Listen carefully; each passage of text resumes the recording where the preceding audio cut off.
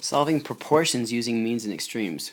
We have quite a few vocabulary terms to go over. So first, proportion, which is a statement of equality between two ratios. Of course, ratios being a comparison of two numbers by division. And so an example of that would be A is to B as C is to D. And of course I'm using variables right now because it could be any numbers other than the denominators cannot be 0. Next is variable, which is a letter that represents an unknown number. And so we've used some variables in our proportion because they can represent any numbers. Again, other than B and D cannot be 0. And really A and C in this example cannot be 0, and I'll show you why in a minute. Next is means. Means are the two middle numbers in a proportion. In this example that I've shown you, they are B and C. Next is extremes, and you guessed it, it's going to be A and D, which are the first and last numbers in the proportion. Next we need to define what it means to solve a proportion, which is to find the value of the unknown number or find the value of the variable.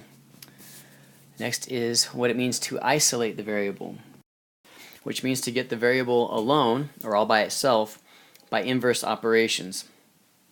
And then of course inverse operations are operations that undo each other. Next I want to show you some properties of these proportions. So we're going to use A is to B as C is to D to illustrate 4 other ways that you can write that, and then you can also do a combination of ways. I'll show you. So we can switch the extremes. So that would be D over B equals C over A. And again, that was just switching the extremes. We can switch the means. So going back to our original, A over C equals B over D. And that's just switching the means. We can flip them both, meaning B is to A as D is to C.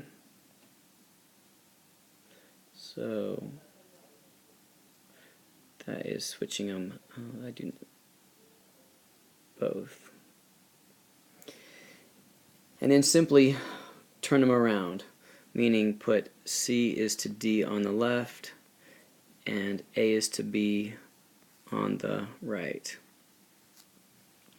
Now if we put some numbers in there, this makes a little more sense. For instance, if we have 2 is to 3 as 4 is to 6.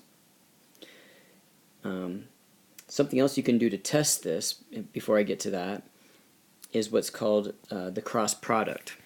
And the cross product is cross multiplying.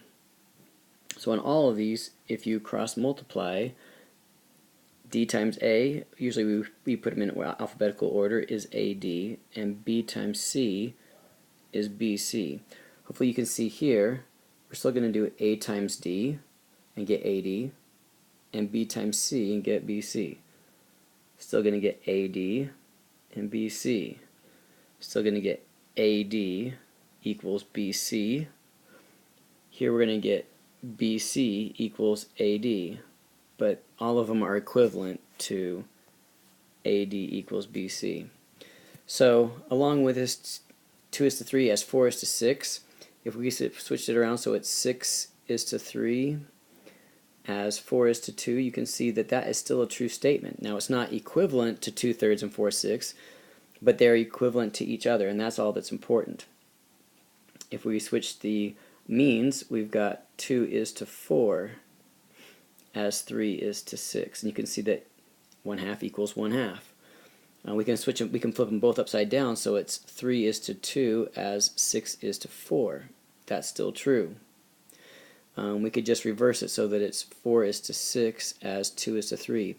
And again, these are the 4 other, so there are 5 total main ways that you can write a proportion, but you can also do a combination. Like you could switch the means and then flip them both upside down, or switch the extremes and then reverse the left and right side. You could even do 3, but those of course are just the same thing as the original 5. I want to take a moment and explain that what we call cross multiplying, this book calls means and extremes. So that's how they say cross multiplying. I also want to explain that cross multiplying isn't a trick. It's actually a shortcut of inverse operations. For instance, if we wanted to undo the division by b, we undo it by doing the inverse operation, which is multiplying by b. So if I multiply this side by b and divide it by b, those undo each other. But whatever I do to one side of an equation, I have to do to the other side. So I'd multiply this one by b. And of course, really, it's b over 1, right? So that gives me a equals cb over d. Now, if I want to undo the division by d, I multiply both sides by d. And d over 1 if that helps you with the fractions.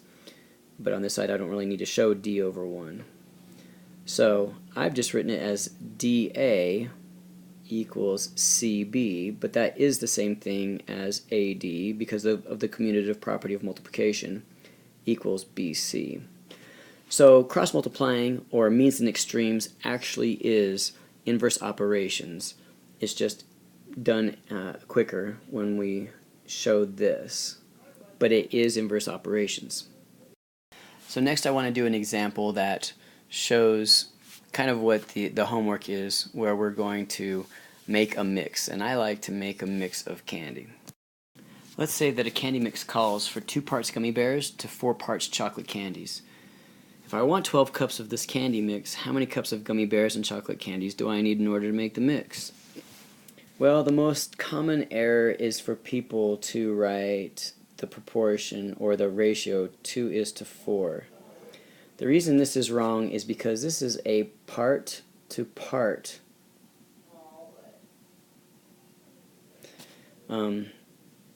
Because they're asking for a total of 12. If I want a total of 12 cups, so you see that is a. Now they do want to know how many parts gummy bears and how many parts chocolate candies, but we really don't want these together. We want 2 out of the 6 cups. Because 2 plus 4, 2 parts, plus 4 parts equals a total of 6 parts. So 2 parts out of the total of 6 equals how many out of 12?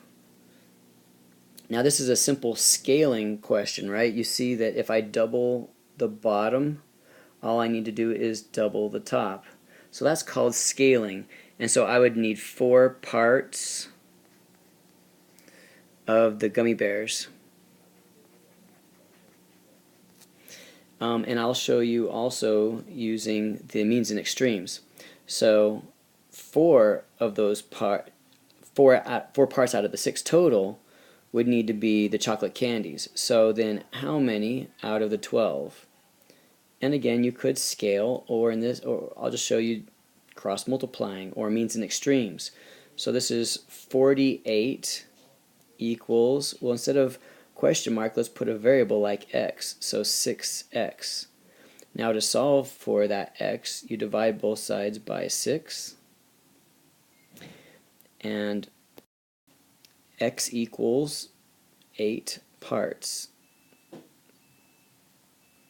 chocolate candies. And just to make sure, 4 parts plus 8 parts equals the 12 total parts, or the total 12 cups. Oh, and I said parts, and they actually specified 12 cups. So instead of putting 4 parts, I should have put 4 cups of gummy bears and 8 cups. They say parts when they don't know if you're going to use ounces or cups or bags, you know, I don't know, whatever measurement you're going to use. So that's why they put parts. Once they've specified cups, well, now we want to say 4 cups gummy bears and 8 cups chocolate.